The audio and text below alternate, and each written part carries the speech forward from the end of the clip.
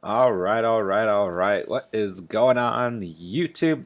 Oh, what is up, fellow fantasy people? And of course, what is up, the Catch fam?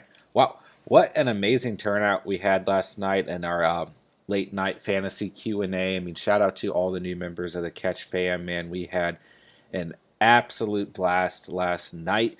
Got blown out by the Jags and our The Catch fam Madden franchise, and then won a pretty good matchup there, right?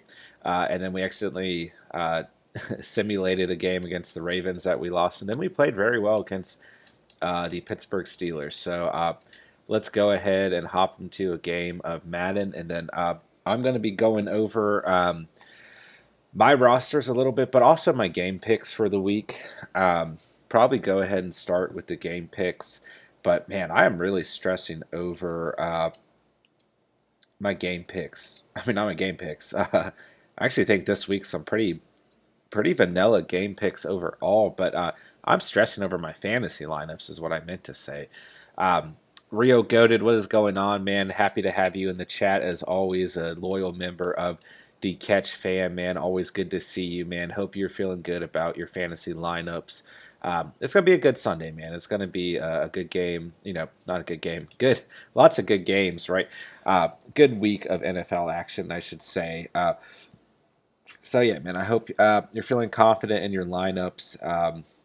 Because I know that I literally stared at my 12-man league lineups and my 20-man league lineups this morning, and I just sat there and stressed for like an hour straight. I really just I don't know, man. I have a lot of questions around my lineups at the moment, and I don't know what's going to happen before 1 p.m. With my lineups, I should say. So, nonetheless, man, I am going to hop in to these game picks once I get this game of Madden going. But yeah, some pretty vanilla game picks this week, man.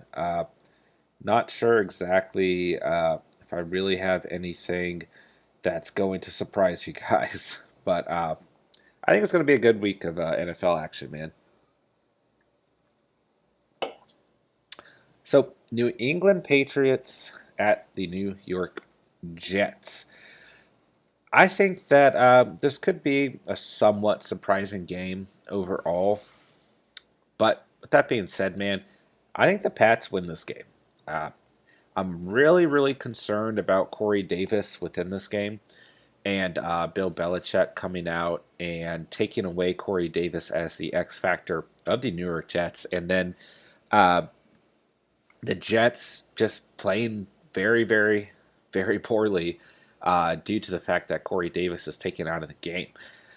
I think that this might be a pretty low-scoring affair, but I will be interested to see how Zach Wilson comes out and plays, right? And how Belichick plans on taking this rookie quarterback out of the game. I've got a bad feeling that this is going to be a mac and cheese, Mac Jones type of game, and not so much a Zach Wilson game. So I will pick the New England Patriots. I would say by a slim margin, man. I think it's going to be similar to what we saw against the Dolphins last week, except I think the difference is that the Patriots come away with this game. So, Real Goated, how do you feel about Zeke this week? I think Zeke's going to bounce back, man. I think that Chargers front seven is pretty good overall, right? I think that Zeke has a good week, man. I truly do. And he has to, right? He's got to bounce back. And I will say, the way that that front seven of the Dallas Cowboys is looking at the moment is a little concerning if, in terms of game script and how the Cowboys are going to play, right? Um, and, I'm a little worried inside that the Cowboys, once again, the way that this game is going to go, that they might get into a little bit of a shootout, right? But I don't look for it to be as intense as what we saw in week one with the Buccaneers, right? So I like Zeke this week, man. I think you should play him. Uh, I would still maybe potentially hamper your expectations, right? But I do look for about, a 10 to 15 point finish in terms of his stat line. So I think it'll work out a little bit better than it did in week 1. Supersize Setpay, what is going on, man? Happy to see you in the chat, man. Hope you're doing well. Glad to have you here on this Sunday morning. One of our newer subscribers. Shout out to you, man, for becoming part of the Catch fam. Would you start Johnny Smith or Gerald Everett in PPR? Man, I know we talked about this a little bit in the comments, and this is part of one of my concerning moves for my rosters, right? In terms of my 12-man league, I'm actually a little worried about starting Gerald Everett this week, right? After those 2 targets he had in the first half of last week's game, he was not targeted a single time in the rest of that game. Will Dissly really took all of the targets at the tight end position. And the other thing I did not realize is that last season, the Titans were the best team in the NFL against opposing tight ends, right? And I know it's a new season. Don't get me wrong, man. And the Titans did not look very good last week at all. So that's a really tough call because I know I was kind of gassing up Gerald Everett when we talked about it before. I'm relatively conflicted at the moment with Gerald Everett, man. I could really see it going either way, but I've got a bad feeling, man, that it's not going to go the way that you and I want it to. So I'm very concerned about Gerald Everett, right? The only concerning factor around Johnny Smith at the moment is, he's dealing with a hip injury, right? And if we see that go sideways, well, Hunter Henry's the next man up. So it's not like they're going to risk Johnny Smith's long-term long-term health over one game, right? And I see you're saying that you're worried too, and Gerald Everett is such a go-to in the red zone, and I think you're right, man. It's just concerning, right? I don't know. It's a really tough call, right? But I like the target share that we saw out of Johnny Smith last week, right? And I'm trying to pull up, so 5 receptions for 42 yards. So really all we missed was him getting in the red zone, right? And I like this opponent this week against the Jets, man. So I think Everett is a better player to continue to monitor at this given time, right? But it's a really tough call, man. I would personally roll with Johnny Smith just because the matchup is better in terms of the statistics, right? But with that being said, although the Titans were the best team against the opposing tight ends last year, sorry, looks like we lost connection for like a split second there. Yeah, I would roll Johnny Smith, man, but I wouldn't give up on Gerald Everett by any means, right? I just think that at the moment, we would like to see a larger sample size, and I could see it really going either way with Everett this week. So it's a really tough call, man. I know I've said that like 5 times in the past minute, but it truly is. So I think it'll work out for you in the long run, and this week I would roll with that of Johnny Smith. If you're asking me, right, that's where my gut conviction's at the moment. So nonetheless, man, thank you for the question. Thanks for being in the chat. This, I guess it's kind of past morning time, but morning time for some of us, right? But anyways, man, glad to have you in here, man. Appreciate the question. Let me know if you have any other concerns. Real Goated, how do you feel about Eckler this week? I think he's going to have a much better week than he did in week 1. He didn't have a single target last week, so we really didn't see any of that PPR value out of him, right? And it's definitely concerning, but I think that Justin Herbert gets him a little bit more involved, here in week 2. And he still had a pretty good stat line overall. So I think he's going to have a good week. I think that the Cowboys gave up, a lot of points last week. I think that they'll potentially play a little bit better here in week 2 defensively. I guess Melvin Gordon is injured on my team. Sorry, I was kind of curious where he'd been in our Madden franchise. But yeah, man, I think Eckler has a much better game against the Cowboys this week. Although, let's go ahead and pull up the stats, man. just want to double check what his actual rushing yards turned out to be. I mean, that's like, my co-host Steven's main guy, right? That he picked fifth overall. I mean, yeah, 57 rushing yards and a touchdown. I mean, still a good game. But yeah, I mean, no PPR value whatsoever. I mean, no work in the passing game was definitely concerning for a lot of fantasy owners who really wanted to see him play more like that. Oh my God, I don't know what I'm doing in Madden. I'm about to get injured and kill Teddy Bridgewater. -2 rushing yards. But yeah, man, I think he has being up in the chat, man, being a part of the Catch fam. Definitely appreciate your support, brother. So, Supersized Senpai, only reason I consider Everett to start was because of his injury. Like you said, they aren't going to rush him if they don't have to. Thanks, homie. I'm loving your channel. You'll be seeing me plenty over the course of the season. Appreciate that love and support, my guy. Really, really, truly does mean the world, man. Appreciate you being part of the Catch fam, man. And I'm looking up at the TV right now that is not playing Madden, and Johnny Smith is on the screen, questionable to play versus the Jets today, man. So I will say this much, man. You definitely want to be monitoring that situation up until game time, because it is possible that Johnny Smith is a scratch today. So just keep in mind that that's a possibility, right? But if he's out there, I mean, he's a veteran player, man. He's a tough player, and I think that he can have a good week. But like you just said as well, man, they're not going to rush him if they don't have to, especially being that Hunter Henry is the tight end 2 on this squad as well. So just monitor it, man. And I hope that it works out in your favor. I certainly do.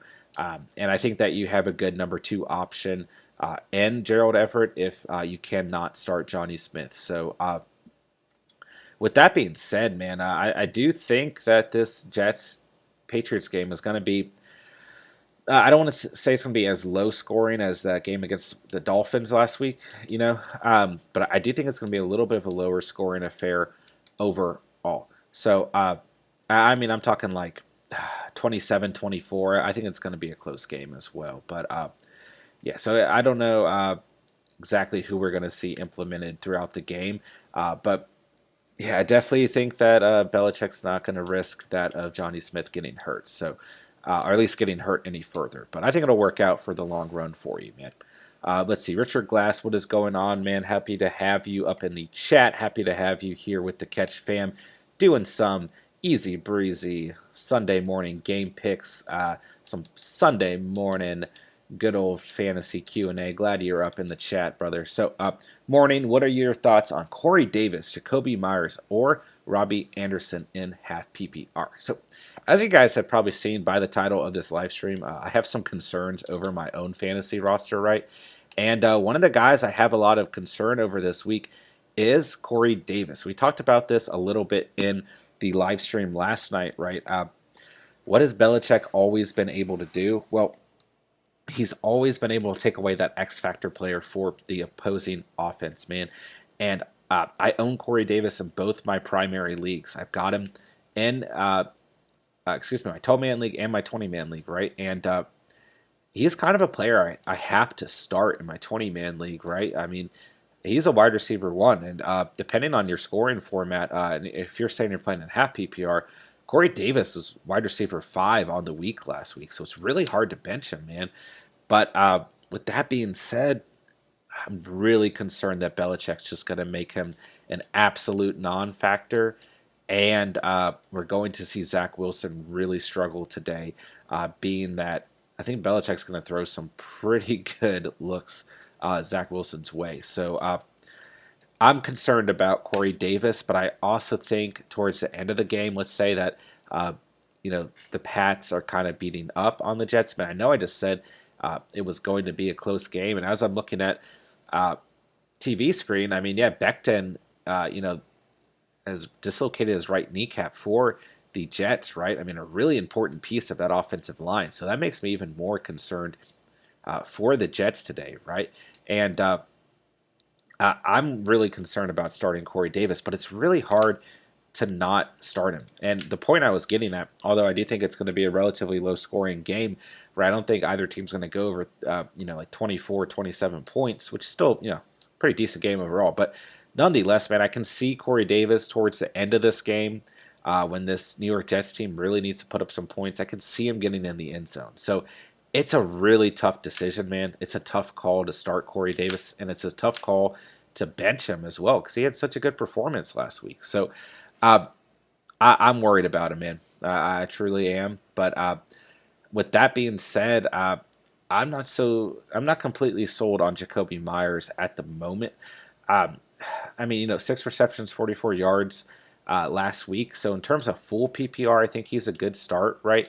But I'm a little concerned in terms of half PPR because if he does not get into the end zone again, and of course we saw Nelson Aguilar get in the end zone, who was kind of like the primary receiver I was targeting on the Pats most of the offseason, and then leading up to week 1, I kind of switched over to Jacoby Myers being the guy that I wanted to target. So little concerned about Jacoby Myers, and really with all that being said, man, I mean it's a good matchup against the Jets, so don't get me wrong there. But I do like Robbie Anderson this week, right? He actually really didn't have too many targets last week. 3 targets, right? One of those 3 targets was a 57-yard touchdown, right?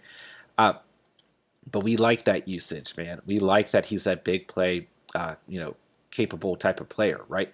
And I think the advantage for Robbie Anderson this week is, listen, man, Lattimore is going to be on DJ Moore like peanut butter on sliced bread, right?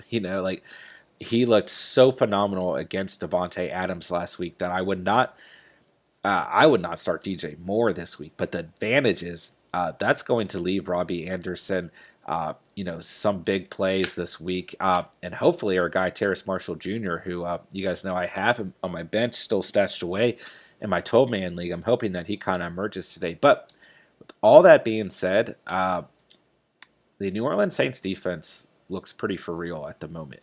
And I don't know, man. So that's a really tough call between those 3 guys. So if you're asking me, man, in terms of half PPR, I would consider Robbie Anderson, and I would still consider Corey Davis, but I think that Anderson might have the better upside today. But it's a tough call, man. It's a good question. I would rule Jacoby Myers out if you're personally asking me. Which is strange because he's got a really good matchup. But in terms of half PPR, I think the guys who are more likely to get in the end zone are going to be that of Corey Davis and Robbie Anderson. So that's just my personal opinion. So take it with a grain of salt, man. Always trust your guys' gut conviction, man. That's really the most important thing. I know I've said this 100 times in fantasy, is if you go out and you play the guys that you personally feel the best about, well then you're not going to have any regrets at the end of the day. At least you made your own decisions. But at the end of the day, man, I love discussing this stuff with you guys, and I'm happy to always give you guys my opinion. But yeah, you guys saw in week 1, man. I mean, I made a lot of correct calls, as did my co-host Steven. We made a lot of incorrect calls as well, right? So I'm already just sitting here thinking about the guys. Told you guys to start with confidence, and some of those players did not have the best week 1s, right? Especially to tight end position. What an awful drop we just saw. But anyways, man, appreciate that question. Appreciate you being in the chat. Appreciate you being part of the Catch fam. So, Supersized Senpai, I have Robbie on my bench too. I'd start him, but I'm already starting Keenan Allen and Deontay Johnson. Yeah, I think those are 2 solid starts, man. I mean, Deontay Johnson is a guy who, both my co-host Steven and I were really high on in the offseason, right? And I like what we saw out of him in week 1, but we kind of wanted to see, 5 receptions for 36 yards and a touchdown, but we kind of want to see a little bit more progression out of the Steelers as a whole, as another one of our players in Madden gets injured. It was a pretty low-scoring affair last week against the Bills, who I think played a lot better defensively than we thought. And I think that the Raiders have an opportunity to play a little bit better defensively than a lot of people are anticipating this coming week. And with that being said, I don't think that they're going to be playing better in the secondary. I think they're going to be playing a little bit better up front, but man, did they look like they could apply some pressure. With all that being said, I think Deontay Johnson is a good start here in week 2, as, of course, our guy Keenan Allen is against the Cowboys secondary. He looked pretty abysmal in week 1. But yeah, Richard Glass, thanks for the input. Love what you're doing. Appreciate that support, man. Truly, truly do. Means a lot, man. Truly does. So I need to get our guy Jerry Jeudy out of our lineup. But yeah, we can't have. Yeah, we can't have Noah Fant being our tight end, our tight end 1 and our our wide receiver 1. Sorry, I'm trying to truly multitask here. But yeah, keep that in consideration as well, Richard Glass. You've got some other guys in the chat considering Robbie Anderson as well. I think he does have a good stat line today, but just keep in mind, man, I mean, only 3 targets and 1 reception last week. So a little bit concerning, but nonetheless, man, I think that definitely has a shot to have a good game against a very good Saints defense overall. So I just want to make sure I've got we need to get some balls to Cortland Sutton here in Madden. So Supersize Senpai, FYI, I'm in a 14-man league with an open flex, which is why some of the players I'm talking about aren't the best out there. During the draft, we have to go deep. Yeah, I feel that, my guy. Playing in a 20-man league, I can tell you that I feel that pressure. And I'm actually usually in a 14-man league. I pressed the wrong button, you guys. But we somehow survived that. Oh, man, we got a wasted injury timeout. That's a bummer. Anyways, yeah, man. I usually play in a 14-man league every year. And it just, one of our leagues got cut this year. Just a lot of people losing interest. I don't know, man. Kind of disappointing. But yeah, I feel the deepness, bro. And in that 20-man league, I can tell you that much, being that I had to go out and strategically target Tua as my quarterback. So I definitely feel that, man. And that's what we're here for, man. We have a good range. We've got the Catch Fam's official fantasy team, which I don't think we actually set the starting lineup. We didn't really get a lot of input last week, so I think we did, as I missed an extra point in Madden, we did set the final lineup for the week, but it wasn't that different outside of week 1. I mean, we have like an absolutely loaded fantasy team for our 10-man league, the Catch Fam's official roster, right? And then my co-host Steve and I, of course, playing in our 12-man league, our kind of family league, with our best friends and everything. And then I play, it's a long-term league that I've been in for quite some time. I mean, I've been in that family league with Steven for quite some time, but that 20-man league is either... it's the only year that, well, that's not true. It's been a 14-man league before, and it's been a 20-man league. And then last year was a 14-man league again, just due to some people not wanting to play due to COVID and everything, man. And then this year we turned around and we got it rolling again as a 20-man league again. I can see you saying 20-man, geez, you are looking at some third strings at that point. Yeah, man. Third string receivers become super valuable. It's a really fun part of it, in my opinion, as well as like handcuff situations with running backs. You're just kind of having second, third string running backs on your bench and kind of hoping that something falls through for the starting running backs, right? So, at the moment in my 20-man league, I've got a waiver in for Taylor Heineke, man. But yeah, man, I've got DJ Chark, Tim Patrick, Corey Davis, Marquez Callaway, Rondell Moore, and KJ Osborne on my roster at the wide receiver position. So quite a few of those guys are third stringers, right? And but dude, it's a lot of fun. It takes a lot of studying up, right? And I really do enjoy it, man. And it kind of helps you guys who do play in some deeper leagues. I still consider a 14-man league a pretty deep league, right? And kind of helps me to be studied up when answering your guys' questions, right? I mean, you looking at tight ends like Johnny Smith and Gerald Everett, right? My starting tight end in that league is Jared Cook, right? And I've been looking at guys like Dalton Schultz. I've been looking at like the Jets tight end. I've been looking at like Mo Alley Cox, right? So it's been a little bit of a mess, but luckily Jared Cook really showed up for us in week 1. I feel pretty confident about him overall. But yeah, man, I feel you there. I feel the deepness. It is it can be scary at times, but it's fun, right? So yeah, it's good stuff, man. Litsky, hey, what's good, man? Hope you're having a great day. Hey, brother, hope you are having a good day as well. Happy to have you up in the Catch Fam chat.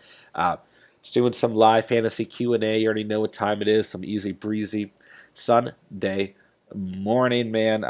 Having a blast here. Actually doing pretty decent in Madden today. Playing well defensively for once. Jerry Judy's injured on her season, so that sucks. But getting back to some of these game picks, and of course, if you guys have any fantasy Q&A, throw it in the chat, man. I'm happy to switch away from my game picks and discuss what you guys need to, as we're about to go for it here on fourth down in Madden. But yeah, I'm picking the Pats over the Jets. Moving on to the Denver Broncos at the Jags, man. I mean, what a disappointing week one out of the Jaguars, right? I mean, a team that I was putting a lot of stock in terms of fantasy, and I just totally screwed up that play. I don't know how you slide with the quarterback in Madden anymore, but if you don't slide, you fumble. So, anyways, what a disappointing week one for the Jacksonville Jaguars, right? I think that they can play decently today, but this Denver Broncos team defensively is quite good, and I like where they're at offensively as well. And with that being said, man, I'm pretty concerned for Trevor Lawrence and company here in week two. Um, and yeah, I don't know, man. I definitely think the Broncos are going to win this game, but I don't know how well James Robinson, for example, is going to play. I mean, that's a guy who I've got in my 12-man league and my 20-man league, and I think once again the game script does not support that of James Robinson. So I'm concerned for a lot of these Jacksonville Jaguars players, right? Uh, I'm starting DJ Chark at the moment in my 20-man league, and I think that he could have a pretty good kind of garbage time score is really what I'm banking on. I mean, he did have 12 targets last week. He only had like 2 or 3 catches, including that, like 41-yard touchdown, right? So I'm kind of banking on DJ Chark getting me some garbage time, big play scores. So I don't know, man. I'm picking the Broncos. I think that they are going to have a much better game overall. And what is my phone doing, man? Oh, it's playing NFL Network. Anyways, but yeah, it's texting the wife real quick. But anyways, man, I'm picking the Broncos. And I think that they're just going to be the better team overall, man. And I will say this much, that Jaguars defense is looking pretty abysmal. And that is a matchup that you want to exploit from all angles, man. I'm considering starting Javonte Williams at the running back position for the Broncos, man. In terms of rushes last week, he had more rushes than Melvin Gordon did. Melvin Gordon just had that crazy 70-yard touchdown or whatever it was, right? And I don't know, man. I could see Javonte Williams having a pretty good game this week. So, looking at the receiver position for the Broncos, we lose our guy Jerry Jeudy. You guys, if you follow this channel, you know that's like my tried and true player I wanted to draft in every league, right? So total bummer. I mean, really my primary guy in my 20-man league. But Cortland Sutton, Noah Fant, Tim Patrick. I might start Tim Patrick in both my leagues, man. These guys are going to eat today, if you're asking me, against the Jaguars, man. I mean, the Texans made the Jaguars look like absolute fools, and I think the Broncos are much better than the the Houston Texans, right? And the Jacksonville Jaguars, and that's why I'm picking them to win this game here in week 2. All right, so let's see, man. Litsky, would it be a reach to start Matt Stafford over Lamar? No, not at all, man. I mean, you guys know that I've got Lamar in my 12-man league. Kind of went out and took him pretty early, as that was something I talked about a lot in the offseason, wanting an elite quarterback. But listen, man, I am going to tell you to bench Matthew Stafford the way he played in week 1 against a pretty decent Chicago Bears defense. And I think Indianapolis, pretty decent as well.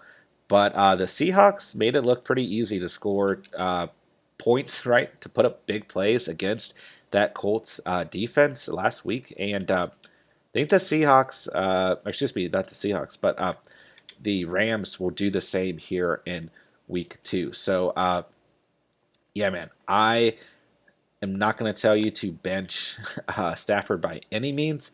I am starting Lamar Jackson in my 12-man league, and actually, the Kansas City Chiefs have been pretty good against opposing quarterbacks. And I can see this game turning into a shootout of sorts, but we do need to keep in mind that the Ravens have a lot of injuries going on, man. And taking away some of those weapons for Lamar and putting more pressure on Lamar is a bit of a problem if you're a Lamar Jackson owner. So only about 18 points last week. Pretty scary, right? Especially for the amount of draft capital that we spent on him and seeing guys like Lamar Jackson play so well. But yeah, or excuse me, I meant to say Kyler Murray there. Kyler Murray plays so well, and potentially, being how your league went, you may have been able to get Kyler Murray over that of Lamar Jackson, right? So I don't know, man. I would actually start Stafford if I were you. I'm starting Lamar Jackson, but that's because he's the only quarterback on my roster in my 12-man league. So, yeah, man, I don't think it's a reach whatsoever. I think it's probably a good fantasy decision as I make a bad decision in Madden and throw an interception. So, little gap down action here. Let's see. In terms of the chat, Litsky, I think it's X. I'm loving Stafford, says Supersize Sempe. He's my starter. Lamar killed me last week. We got a lot of Lamar Jackson owners up in here. Let's see. I can't wait till Justin Fields gets the key so I can start him in my flex with Stafford. Yeah, man. Whew. I think Justin Fields going to get those keys sooner than a lot of people are anticipating. And that was by our guy, Supersize Senpai. Let's see. Richard Glass. As a Ravens fan, I'm just hoping they have enough healthy people before the season ends. Yeah, that's really the biggest concern, if you're asking me, with that Ravens team, man. Injuries, man. Players going down left and right, offensively and defensively. I mean, on the O-line, if I'm not mistaken, got a little banged up last week. The running backs who've come in have looked good, right? But Sammy Watkins stepped up last week. Marquise Brown stepped up as well. Mark Andrews not really involved, which is concerning. But the Raiders did a good job of taking him out of the game. So I think there's still some hope. But it's definitely concerning if you are a Ravens fan and a fantasy owner of Lamar Jackson. But don't forget why we drafted Lamar Jackson, man. And don't forget that faith and why that you made him a fantasy selection, right? I mean, I am a Lamar Jackson owner as well. And I think the Raiders came out and played much differently than not only a lot of fans were thinking, but a lot of those coaches were thinking as well. So I wouldn't panic quite yet. It's a small sample size, right? And I think that Lamar can definitely bounce back. I don't know if it'll necessarily be in week 2, but Baker really didn't have that great of a game last week against the Chiefs. So I am a little concerned, right? But I'm starting Lamar Jackson in my 12-man league, and I think it'll be all right in the long run on the season. So, Litsky, it's difficult being a Ravens fan right now. Sure. I mean, it's difficult being a fan of any team in the AFC unless you're a Kansas City Chiefs fan, man. I don't know how any team's going to get through the Chiefs right now, man. I truly don't. The Browns are close, but they ain't got no cigar, man. And the only other team I can think of are a couple teams in the NFC. So I'm interested to see who kind of shows up as the number 2 team in the AFC because not really looking like the Bills are. I mean, I might be overreacting there. Once again, small sample size. I think the Bills can bounce back, right? And but with that being said, man, the Steelers defensively look great, but offensively have some woes, right? And I don't know, man. I think it's tough being an AFC fan right now, just knowing that the Chiefs are present, right? But I think the Ravens will still have a good regular season. Where I see more concern for the Ravens is if and when they make it to the playoffs, how do they perform against, they just historically have not been playing well in the playoffs under the Lamar Jackson regime, right? And it's not a knock on Lamar. I love Lamar Jackson, but that's just what we've seen here in the recent years, right? So I'm just covering Darren Waller, which doesn't matter, apparently. But yeah, man. Let's see. Supersize Senpai, as a Cowboys fan, I need Dak to start earning his money. He has good stats on paper, but he can't ever seem to close the deal in the end zone. Over and under throwing receivers is hurting my soul. Yeah. Man, I think he made some pretty good throws last week. I think really was neck and neck in that game. And some of those throws to Amari Cooper in the red zone, I don't know if I disagree with you. They weren't the best throws by any means. I think Amari Cooper made Dak look a lot better than people were anticipating, right? Amari Cooper made some fantastic catches, man.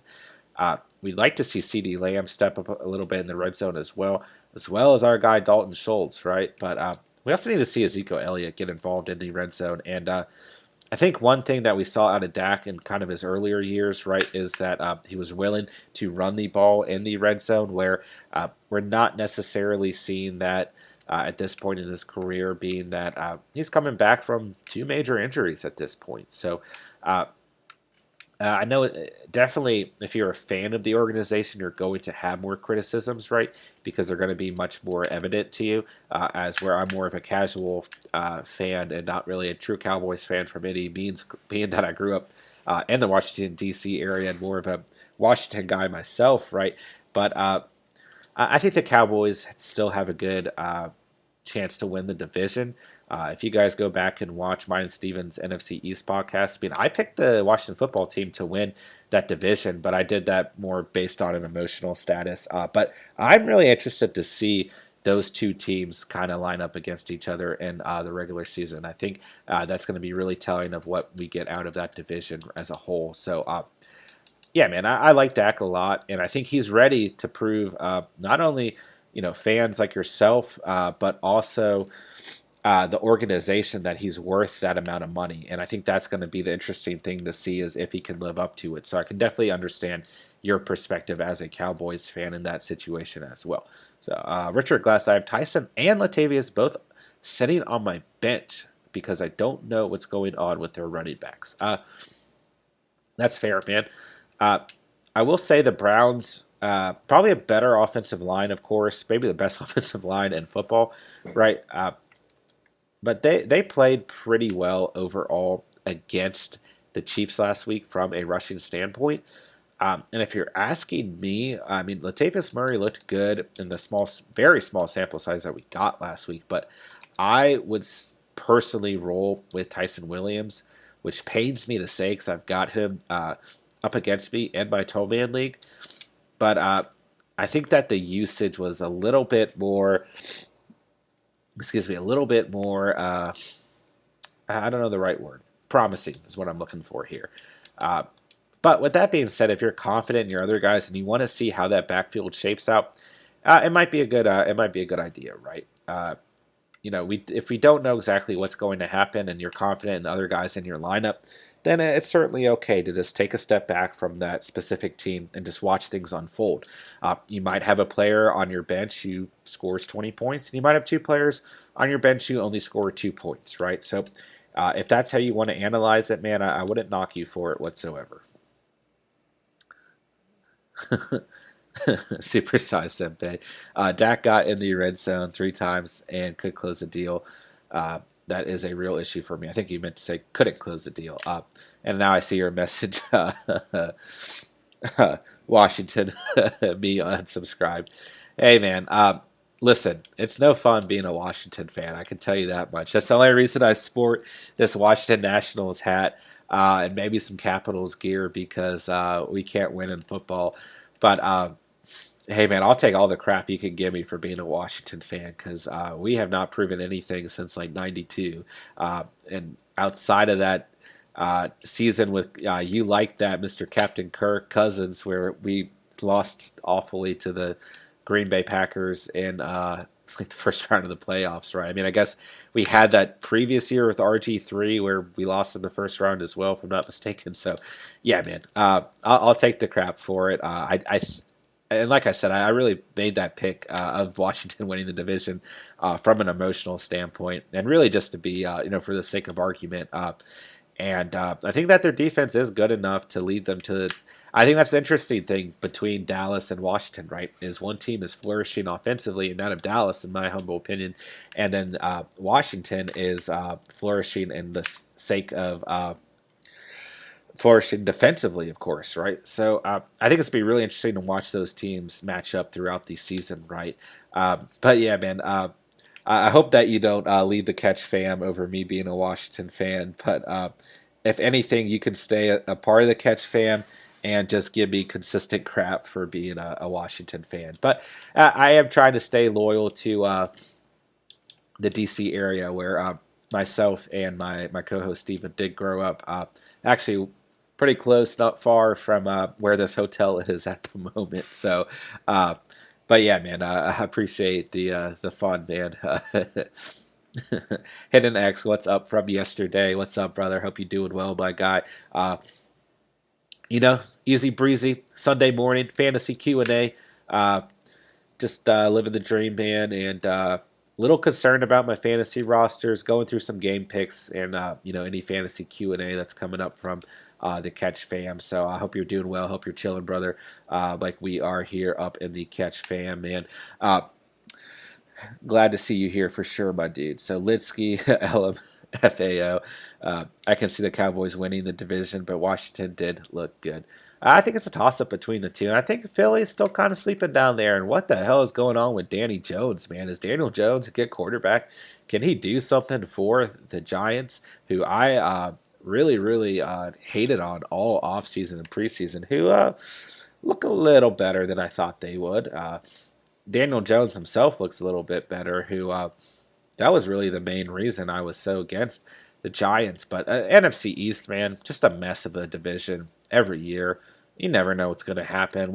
Washington made the playoffs last year, which I didn't even mention when I was talking about playoff runs for Washington. That's how little stock I have. They played pretty good against the Bucs, don't get me wrong, but they won like 9 games last year. I don't know. Obviously shows how much faith I have in my team, right? But really my whole life, Steven, my co-host, and I have been Washington fans. We used to go to a ton of Washington games. Steven's uncle is actually, I don't know what I should put out there, but he's worked very closely with Joe Gibbs for a long time. So we used to get some pretty sweet VIP. Actually, when Joe Gibbs went back to coaching, we used to be on the field and stuff during games, beginning of games, and get some good seats. So we were really blessed in that regard. And I have some fond memories of a lot of those Washington football games with my co-host Steven. So yeah, man, staying true to the home team can be hard, but I will admit throughout the years, man, both of us have been bandwagon fans of the Colts, and when Peyton Manning left the Colts, I became a bandwagon fan of the Broncos. So I've got some bandwagoner in me, trying to distract myself from how poor Washington has played over the years. So with that being said, man, let's see. Supersize Senpai. Washington is definitely one team I'm worried about. RG3's story is a true heartbreaker, dude. Had so much promises, but those injuries and you guys not having a line protect him really ruined him. Yeah, man. It is a sad story. I think he was mismanaged to a large degree. I loved seeing him as a solid backup for the Ravens.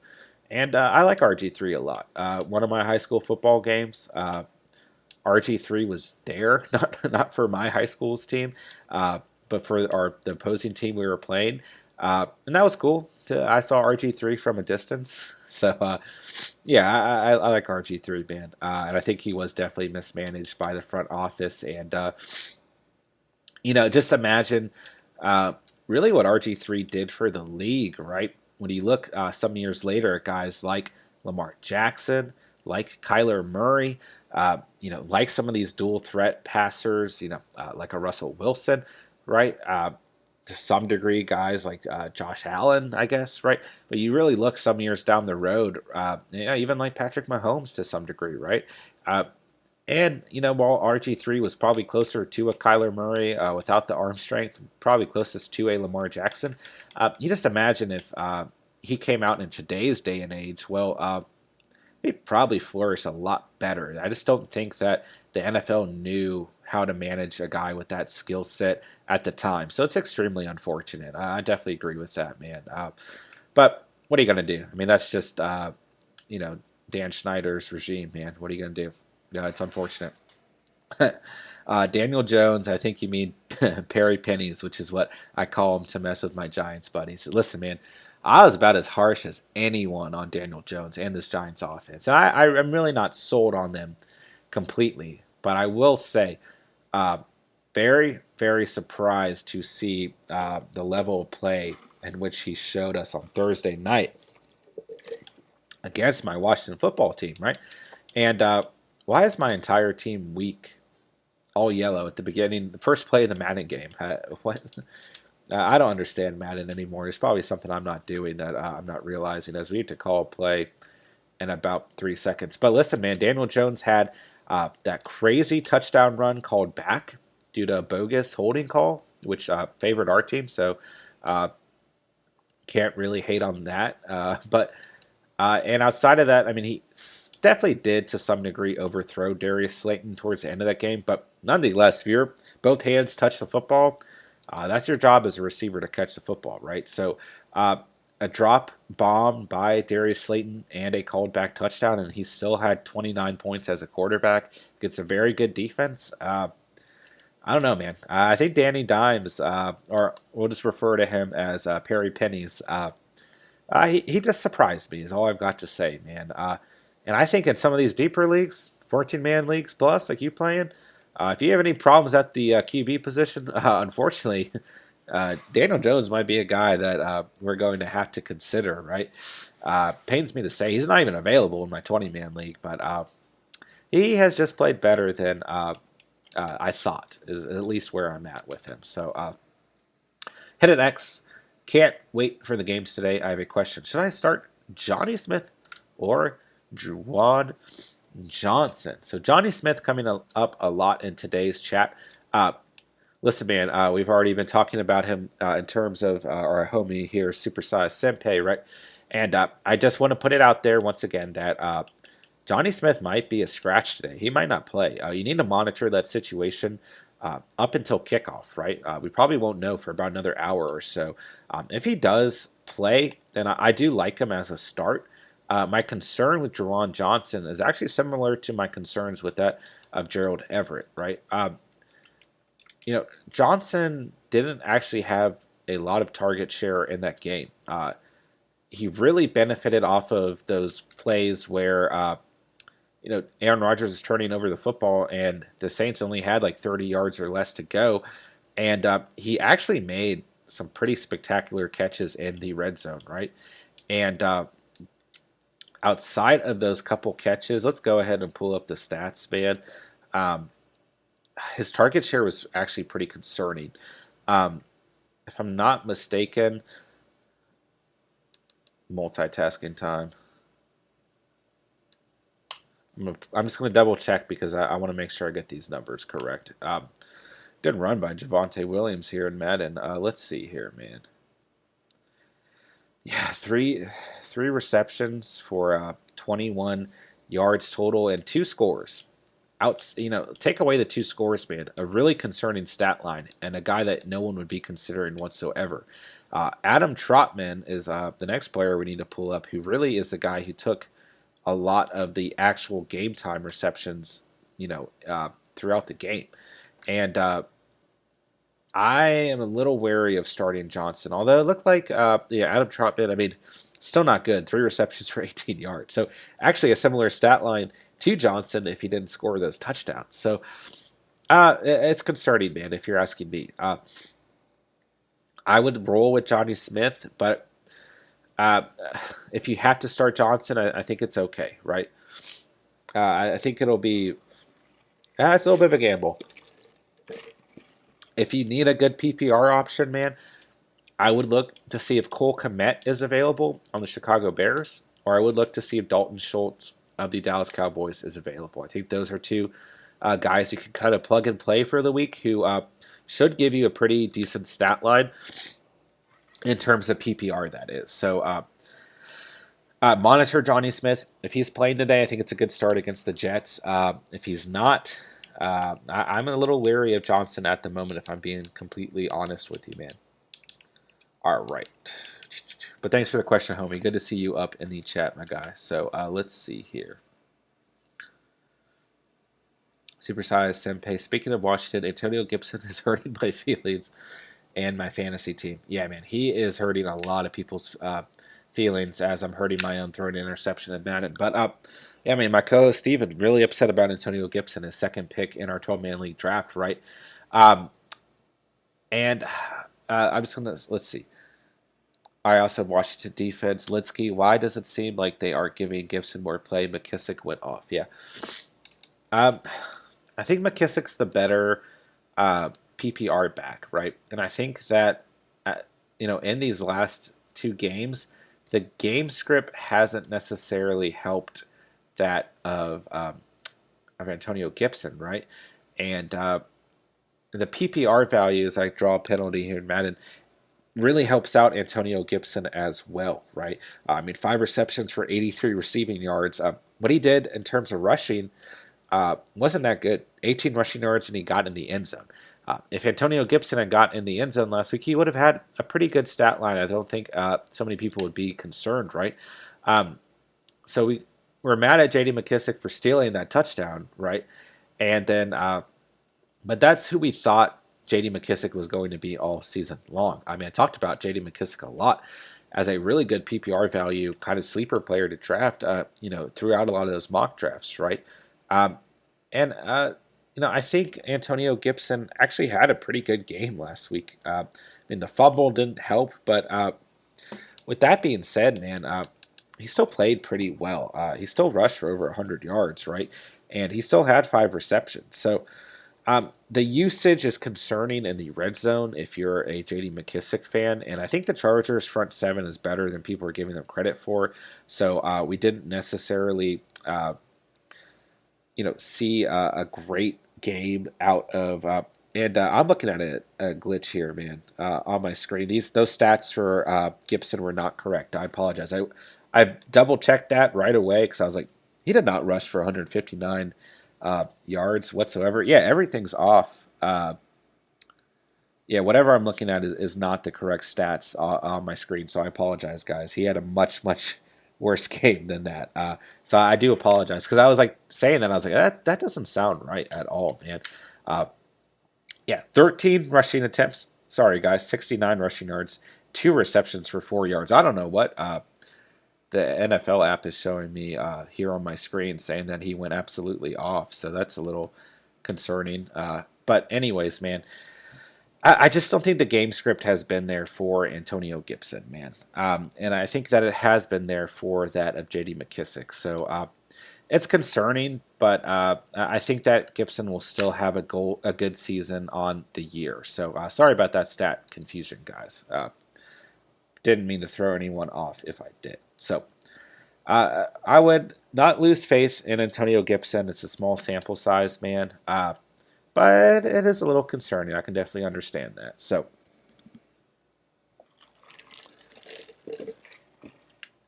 all right. So Buffalo Bills at the Dolphins. It's going to be a good game, man. This is a tough game to call, if you're asking me. So just going through some more of my game picks in the meantime, as I feel like I totally screwed up my analysis of Antonio Gibson and J.D. McKissick there.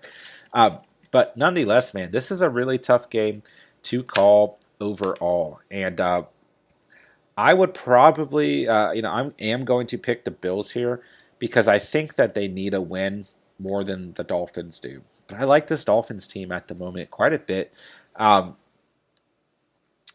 I just don't know, man. I really don't. You guys know that I'm a big fan of the Dolphins, and I think that this defense is going to probably show up more than people are expecting today. Xavier Howard is, more than likely going to be on Stephon Diggs all day, and some of these skill players on the Bills are just not going to be evident throughout the game, if you're asking me, right? So I don't know, man. I'm going to pick the Bills in a really close game. I think this game is only going to be decided by a score or maybe less, right? But I just think that the Bills have to win this game because if they start the year 0-2, not just on the season, but 0-2 in their own division, it's going to be a tough start for the Buffalo Bills, man. And so I think that they have to come out and win. But I got a lot of faith in the Dolphins as well. But I just think that the Bills edge this one out, if you're asking me. So, excuse me, guys. A little sinusy this morning, apparently. Okay. Philadelphia Eagles at the Niners. This is a tough game to call as well. Part of me actually really wants to pick the Eagles in this game, and I think that's going to be a little bit of a high-scoring affair. As the Niners defense didn't look as good as we thought they would last week, right? And with that being said, man, I am going to pick the Niners in this game. I think that they're going to have a better overall game, but it's a tough call, man. It truly is, and yeah, part of me really wants to pick the Eagles here in week 2, but I think that the Niners are just going to edge this one out just slightly. So I will roll with the San Francisco 49ers, man. And like I said, it's a close game. If the Eagles win this game, I'm not going to be surprised, especially the way that the Lions came out and ran the ball against the Niners last week. I think the Eagles got something in store in terms of lining up against the San Francisco 49ers. So LA Rams at the Indianapolis Colts, man. This is going to be another good game if you're asking me. I think that the Rams are going to win. I really like them as the favorite in this game. I think the Colts are definitely going to give a good fight in this game. And it's going to be tough if you're a Colts fan like my co-host Steven because, man, is it a tough start to the season if you lose to the Seahawks and the Rams. I mean, two potential playoff teams, right? And what does that say about your organization as a whole, right? And yeah, man, I just think that the Rams defense is better, and I think that the Rams offense is better. And I think it's an unfortunate day if you're a Colts fan, right? But I mean, I do like the Colts on the season, but it's a tough start to the season, man. It truly is. So, Pittsburgh Steelers at the Raiders. Tough game to call, man. If you're asking me before the season started, it'd be the Steelers all day, right? But with that being said, man, the Raiders have really shown up. They've really surprised a lot of people, and I think that they'll continue to do so. But I think that this Steelers defense is just too good, man. I don't see the Raiders edging out the Steelers defense offensively if the Bills couldn't, right? I like this Raiders team a lot more than I thought I was going to. We know that Josh Jacobs isn't going to play, but I still like who they have in that backfield. And yeah, I'll roll with the Pittsburgh Steelers with that defense edging things out. But hey, let's not sleep on the Raiders as we already were at the beginning of the season. So Chicago Bears, although it still is the beginning of the season, right? Chicago Bears at Cincinnati Bengals. Hey, man, I've been seeing a lot of people picking the Bears in this game. And I ain't sleeping on this Bengals team, man. Joe Burrow looked very poised last week. And I think that he's going to come out and have another good performance, a winning performance coming off of his injury, right, here in week 2. So I will pick the Cincinnati Bengals. I think it's another close game. I think we're going to have a lot of good close games here in week 2, man. And I think that we're going to see a good poised performance out of Joe Burrow. No turnovers like we did last week, right? Unless it's someone from that front seven forcing a fumble, right? So, wow, what an awful route by Cortland Sutton, man. But yeah, I'm going to roll with the Cincinnati Bengals. I like that pick a lot. But hey, man, don't be sleeping on my boy David Montgomery on the Chicago Bears. I think he's going to have a really good game here in week 2. Okay. Let's take a timeout here, and let's see if we can't convert on 4th down. So, Hidden X, appreciate the help. Yeah, no problem, my guy. That's what we're here for, man. That's why the Catch Fam exists, man. Just some good old fantasy Q&A, good old fantasy advice, just trying to bring some, fantasy nerds together and get our brains working to see if we can't help each other out, man. That's what it's all about, fam. So, Litsky, Woods, Chase, or DJ Moore? Good question, man. If you're asking me, I would roll with Robert Woods. I think he's essentially a sure bet to get in the end zone, just the way that Rams offense is being ran. And DJ Moore is going to have, Lattimore on him, like I said earlier, like peanut butter on bread, man. Tough matchup for DJ Moore today. And just don't forget what Lattimore did last week to Devontae Adams, right?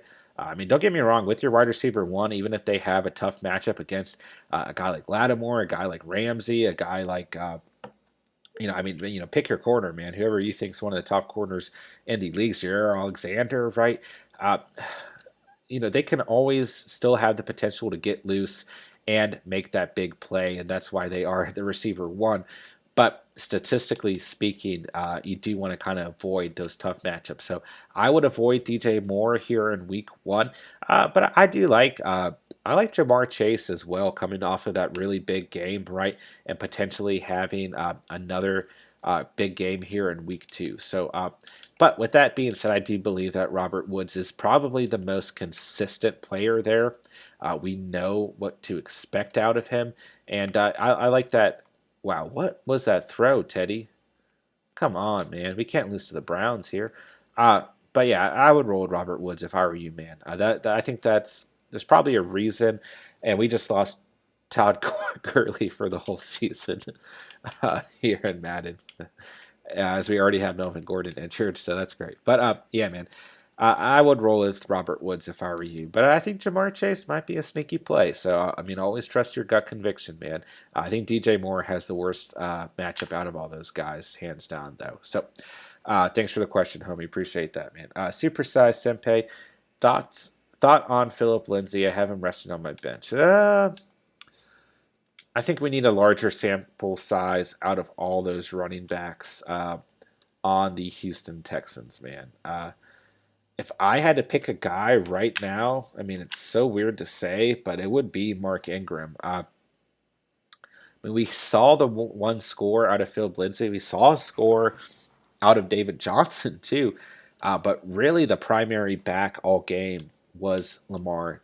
Or it's not Lamar Jackson. That'd be pretty cool if Lamar Jackson was a running back on the Texans, but was Mark Ingram. And I think that Mark Ingram's the primary back, but I think that Phil Lindsay is a good running back to have kind of just chilling on the bench at the moment, kind of evaluating things behind the scenes, right? But yeah, I think Mark Ingram's the primary back, which is just so weird, man. But with all that being said, let's not overreact to week one, man. I know that the Texans played well, but obviously they played well against a very poor team. We want to see a larger sample size, and Philip Lindsay could certainly be the lead back in that offense by mid-season. So we kind of want to keep evaluating it and see what happens. Oh yeah, nice. We just got interception here. Richard Sherman's a beast for us apparently, but he's a good player to have on your bench. He could have RB1 potential. We don't ever wish for injury either, but if injury goes down, with our veteran Mark Ingram, right? Then I think Phil Lindsay's basically the next guy up, as David Johnson's more of that PPR type value back, right? But with that being said, a good player to have on your bench. Jaron Johnson. Sorry if I'm mispronouncing your name. Happy to see you in the chat, man. Hope you're doing well. Hope you're enjoying this little Catch Fam live fantasy Q&A with some Madden, just gearing up here for week 2, man. Hope you're going to have a good Sunday and are doing well, my guy. So let's see. DJ Moore typically does well against the Saints. I'm still not starting him, though. Yeah. You're not wrong, man. And I like DJ Moore a lot. And he made some spectacular catches last week. Like, he looked good out there, man. He looked like a wide receiver 1, right? But with that being said, man, I am really scared of Lattimore at the moment, man. I truly am. And maybe I'm overreacting. He had a really good game last week, right? 6 receptions for 80 yards, but a little bit of an easier opponent, and that being the New York Jets, right? But yeah, you're not wrong. Historically, he has played well against the Saints. So if you ever have that conviction in a player, then I think it's an okay start. But like you said, you're not starting him either. Yeah, man, I'm just worried about that matchup in general. We didn't see a lot of targets outside of players other than DJ Moore, right? Only a couple starts or a couple targets for guys like Terrace Marshall Jr. and that of Robbie Anderson, right? Robbie Anderson only had 1 reception. So I'm just looking at the screen here. Sorry to change the topic. It does look like at the moment Johnny Smith is an active player has been named active. So I know we had a lot of discussions about Johnny Smith earlier in the chat. So just throwing that out there. But yeah, man, I like DJ Moore, and like I said, as a wide receiver one, you always give that potential to break out and have a really good game, even against good corners, and that's why you are a wide receiver one, right? So, yeah, I I don't disagree, man. But it's a tough call against such a good defensive player of Lattimore, right? Who just looked phenomenal in week one, right? So, Scranton Johnson, hey, thanks, man. Yeah, bro, you got it. Of course, that's what we're here for, man. Uh, yeah, hope you're doing well and all that. Hope you're going to have a good Sunday. Enjoy some NFL action, man. You can always thank us by subscribing to the channel and becoming part of the Catch fan. But nonetheless, man, we just appreciate you being up in the chat and viewing the live stream, man. It does mean a lot to us. So let me know if you have any fantasy Q&A. Let's see what you got here. My only bold conviction this week is Elijah Moore continuing his good week one performance and blowing up this season. He's riding my bench as well. I like it, man. I truly like it. And yeah, I've been kind of trying to figure out Elijah Mitchell. I was about to say, man, did Elijah Moore have a good game? Because his stats do not say so. But no, man, I like Mitchell as a bench player right now. As a bench player, I like Elijah Mitchell, man. And I see that you have Zeke, Aaron Jones, and Henderson. I like that, man. I like the RB heavy approach. That's how I roll here as well, man. And I will say this about Terrace Mitchell, right?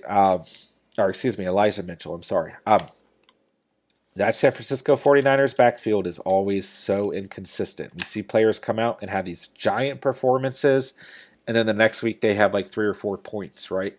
We've seen it happen with guys like Mostert, like Hasty, like Jeff Wilson Jr., like Telvin Coleman, like McKinnick, right? We've seen so many running backs just filter in and out of there. Trey Sermon was a healthy scratch last week. We expect to see some action out of him here in week 2. I think Mitchell is a great RB4 like you have, and I think he's good to have on the bench, man. I would hold off on starting him, though, which I could be wrong about, man. He might go out and have another 20-point game, right? But I am scared of inconsistency, and the San Francisco 49ers historically over the past couple of years under the Shanahan regime in terms of fantasy running backs have been very inconsistent. But this could be the year that they become much more consistent. Who knows? So, yeah, man, I think where you've got him is good. And if you've got conviction in a player, man, I am no one to tell you that you should not have conviction in them. So I like where you're at with your running back situation. Supersize Senpei. Okay, we need to get a few things done before the games kick off. I'll check in a bit later. Thanks for the advice. Yeah, you got it, my dude. Anytime, man. Once you're part of the Catch fam, bro, we are here for you day in and day out, brother. So I appreciate you being in the live stream and hopping in the chat as well. Hope the advice was helpful, man. So, all right. I'm going to take a sip of tea here. Scranton Johnson, I honestly hope Mitchell becomes a guy there. He played college ball here at UL Lafayette, where I'm from. Yeah, man, always good to see a hometown player come out and ball out, man. So, yeah, and I hope that he's, for your sake and for a lot of fantasy owners' sake, my co-host Steven picked Mitchell up as well off the waiver wire in our 12-man league. And, yeah, I hope that Mitchell has a good season as well. I'm just pointing out some of those inconsistencies there as well. So, would be a great story, picking a local guy off the waiver wire and having him blow up. Yeah, man. It definitely, when you can root emotionally on top of fantasy, it just makes it that much more fun, right? And not even just fun, it makes it that much more special. Taylor Heineke, for example, one of my boys, Tyler, big ODU fan, right? Went to ODU himself and just always roots for Taylor Heineke, being that he's from ODU as well, right? So, that's just one example, right? And then Januski, gosh, I'm totally butchering his name, on the Cowboys, who got cut a very, very bad preseason. If you guys watch Hard Knocks, wow, he looked pretty bad out there, right? But a JMU guy, one of my homies, Ben, and both of these guys, Ben and Tyler, and mine and Steven's Trotman League, some of our best friends, right? JMU guy, right? And he, when Danuski got to play last year after the Cowboys lost Dak Prescott and Andy Dalton, it was just special to be able to watch a guy from his college go out there and actually get some NFL action, right? So, yeah, man, I love being able to root for a local guy as well. It definitely makes it that much more special overall from a fantasy perspective, especially if those players are actually fantasy relevant, unlike the last two guys I kind of mentioned. Although I've got a waiver in my 20-man league for that of Taylor Heineke at the moment, but 20-man league, a little bit different. Oh wow, we just got a fumble. So yeah, man, love to hear that, man. I hope that he takes off for you as well. So going back into some game picks, if any of you guys have any fantasy Q&A questions, debate, concerns, or nice stories like our guy Jaron Johnson, go ahead and throw them out there as well. So Cleveland Browns at Houston Texans, man. I'm going to make this easy. I'm picking the Browns. Not overreacting to the Texans, who I do think can play fairly well, but I'm picking the Browns all day in that game, man. Saints at Panthers. This is a tough game to call, man. I think the Panthers, as our fumble is overturned here at Madden, I think the Panthers are going to play a lot better than people are expecting. And the Saints had the momentum coming off of a great week one against such a good team in the Packers, right? So this is a tough game to call, man. I really do actually kind of like the Panthers as a sleeper here in week two. But kind of the dividing factor for me is that the Saints defense played so incredibly well in week one that I am going to roll with the Saints. Excuse me. Wow. I'm going to roll with the Saints just because I think that defensively they showed up more in week one. But don't get me wrong, man. The Panthers played a lot better in week one than people are kind of giving them credit for. And don't get twisted, man. They played the Jets, but I'm going to roll with the Saints just because I think defensively they have the edge. But I like this Panthers defense a lot, man. I truly do. Cardinals at Vikings. Ooh, it's a fun game, man. But I'm picking those Cardinals all day long, man. Defensively and offensively, they looked outstanding, man.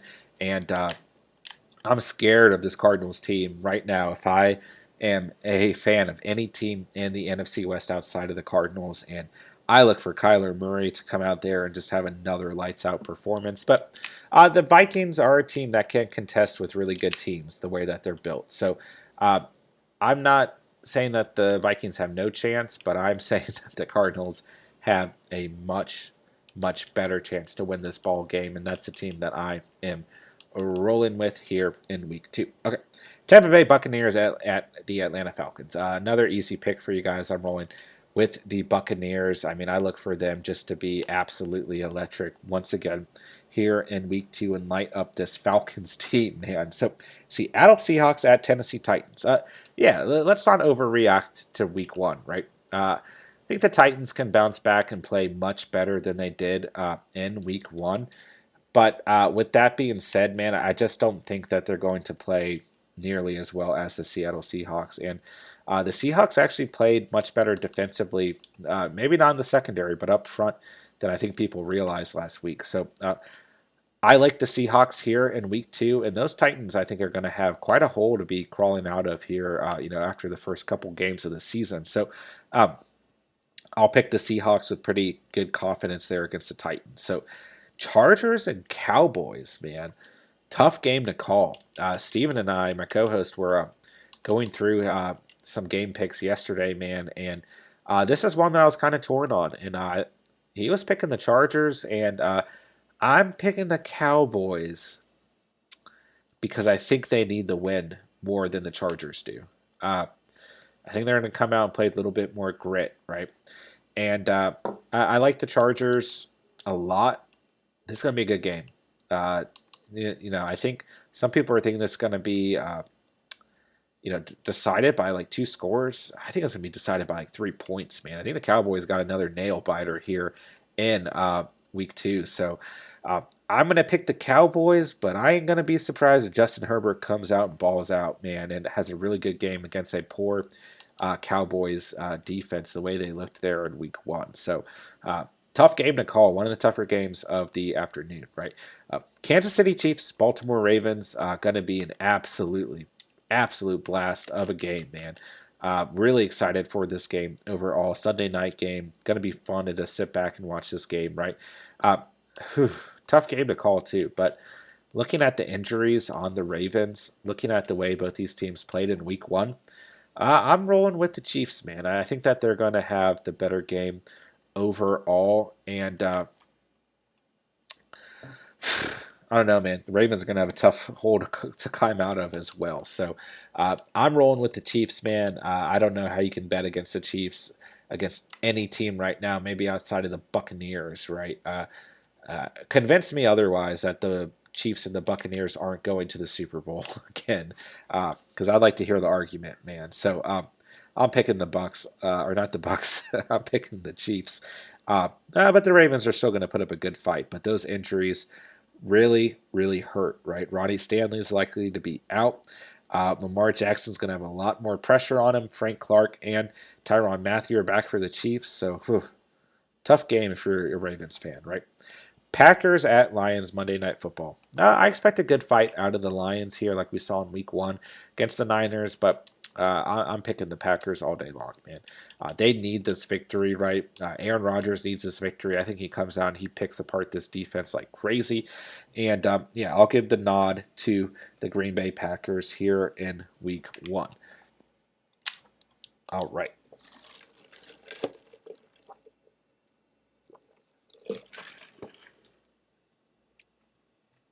So let's see here. My fantasy lineups are concerning me to some extreme degree as we lose another player in Madden. Listen, man, I don't know who to start. I mean, in my 12-man league on my bench, I've got James Robinson, I've got Corey Davis, Terrace Marshall Jr., Chenault Jr., Sammy Watkins, Mike Gesicki. I've got Javonte Williams, Tim Patrick, and Dalton Schultz in my lineup. I don't know what I'm doing, man. I think I'm going to lose in all my fantasy matchups this week, man. I've got some tough calls to make this week. In my 20-man league, I've got James Robinson on my bench once again. It is full PPR, so I think that Corey Davis and Tim Patrick can come out and play well for me. But in my 12-man league, I'm a little concerned, man. I'm going to go in and change my lineup again. It's just tough, man. I think that Javonte Williams has a chance to have a really good game as the Jaguars are so bad defensively. And he still had 14 rushes for 45 yards in Week 1. So a lot of tough calls here, man. All I have to say is I don't know what my starting lineup's going to be at 1 o'clock, but I am worried about my teams overall, and I'm putting faith in some underdog guys, and I'm once again benching Corey Davis in my 12-man league, even though I drafted him to be a wide receiver 1. It's just tough calls, man. Tough calls. I do need to go over the Catch Fam's official roster as well while we're here, man. Let's see. Team to catch. We already have 27 points scored by Terry McLaurin. So that's good news, man. That's definitely good news. So, one of Steven's picks in our The Catch Fam fantasy draft, right, that we live streamed for you guys. So, happy with Terry McLaurin's overall performance. And we have an absolutely freaking loaded team. But we're playing a pretty good team this week, man. A much better team than we did in Week 1. So, let's just double check. Wow, this setup by ESPN is a little bit confusing, man. Especially while we're about to lose a game of Madden. That was a touchdown. Okay, cool. Let's see here. Trying to change this layout on ESPN. It's loading very slowly. Okay, here we go. That's what we want. Overview. Okay. Yeah, so right now we've got Patty Mahomes, Dalvin Cook, Miles Sanders, Tyreek Hill, Scary Terry, Robert Tonyan, Darrell Henderson, Broncos defense, and Jason Sanders. So, On our bench, we've got Ayuk, Damian Harris, Jalen Waddle, Trey Sermon, Jalen Hurts, Tyler Higbee, and Timmy Patrick. Team we're facing is pretty good, like I said. I'm trying to ice the kicker in Madden for some reason instead of saving a timeout that I'm probably going to need. We're facing Aaron Rodgers, CMC, Najee Harris, Allen Robinson, Tyler Lockett, Mark Andrews, Adam Thielen, the Cardinals defense, and Harrison Butker at kicker. Pretty good team overall, man. The only change I'm really considering here is Robert Tonyan and Tyler Higbee. I think Tyler Higbee's got a pretty good matchup overall, man. But yeah, I mean, if any guys think I should put in Tyler Higbee over Robert Tonyan, let me know. But I think we should roll with Robert Tonyan at the Detroit Lions at the moment. So this is a good matchup for the Catch fam here in week 2. But hey, man, we're led by Patty Mahomes and Tyreek Hill. So I think the other team might be a little bit more scared than we are. Although, hey, I put a lot of respect on this roster that we're facing this here in week 2. So, yeah, man, a lot of good lineups today, a lot of good opponents today. Going to be a scary week 2 overall. I am ready to lose like all of my fantasy games except for, of course, the Catch Fam's roster that we just went over. We have full confidence in the Catch Fam's roster week in and week out. So just want to check some more of these inactives and actives to see one thing. Okay.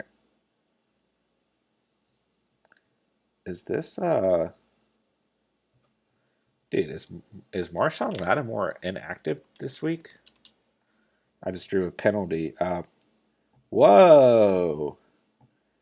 No way, man. Marshawn Lattimore's inactive. And we just made so many calls about not starting DJ Moore based on that. Oh, man, I wish I could go back in time and tell you guys that Marshawn Lattimore is starting or not starting today. He's fully inactive, man. So, wow. That's big news, man. That's big, big news. That hurts a lot of players who were potentially going to start DJ Moore, man. And I might have to make a separate video before kickoff, just letting you guys know that Marshawn Lattimore is inactive today. I mean, that's big time, man. Whew. Big, big time. It looks like the Ravens have come out and said that they are utilizing a running back committee. Gosh, they have so many running backs on this roster at the moment. Tyson Williams, Latavius Murray, Devontae Freeman, Le'Veon Bell, right? Craziness, man. Of course, they're using a running back committee, and of course, I mean, Lamar Jackson's one of those guys too. So, yeah, man. Yeah, it's crazy to see the fact that Marshawn Lattimore is out.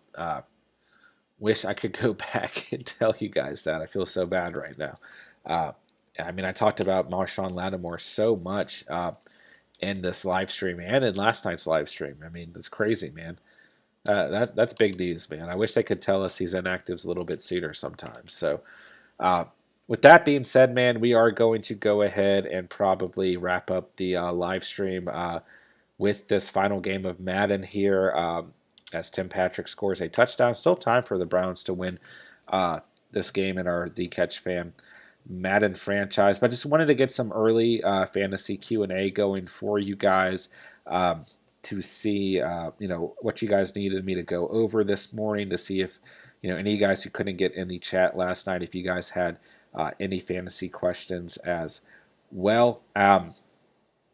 With that being said, I mean, I definitely appreciate you guys being active in the chat, man. It's always fun to answer your guys' fantasy questions and get my fantasy brain rolling for the day, and hopefully we can cap off the morning with a good fantasy or not a good Madden game here and actually win this game, right?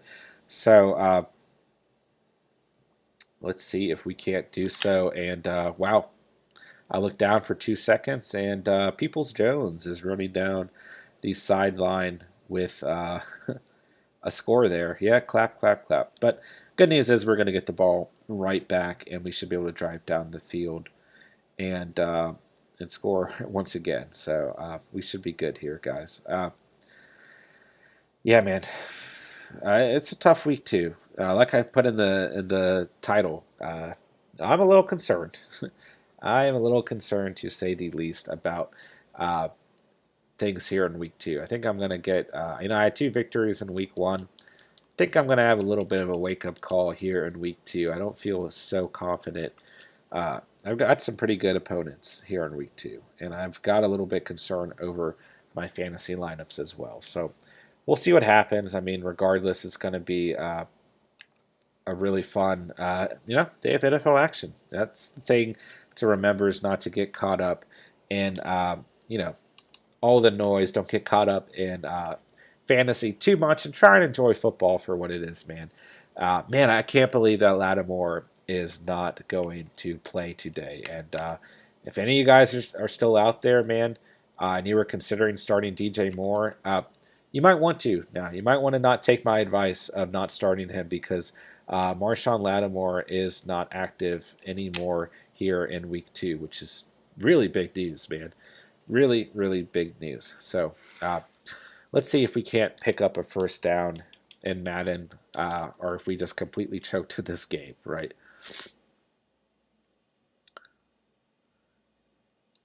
Let's see if we can't get it to Noah Fant. Come on, brother. Did you catch it? Let's take a timeout, man. It's a scary game of Madden right here. But yeah, man, if you guys are listening and you were considering starting DJ Moore, and I told you not to due to the matchup against Marshawn Lattimore, Lattimore is now inactive, and you can probably start DJ Moore with pretty good confidence. And I would probably consider any other of those Panthers receivers, as it's going to be a little bit thin in the secondary overall for the Saints. So, yeah, man, I can't believe that. God, we talked about Lattimore so much last night. We talked about his performance against Davante Adams, right? We talked about him being a like peanut butter on bread today against DJ Moore, and now he is no longer active. Craziness, man. Absolute craziness. And we just threw an interception. We choked against the Browns. Another loss on the season.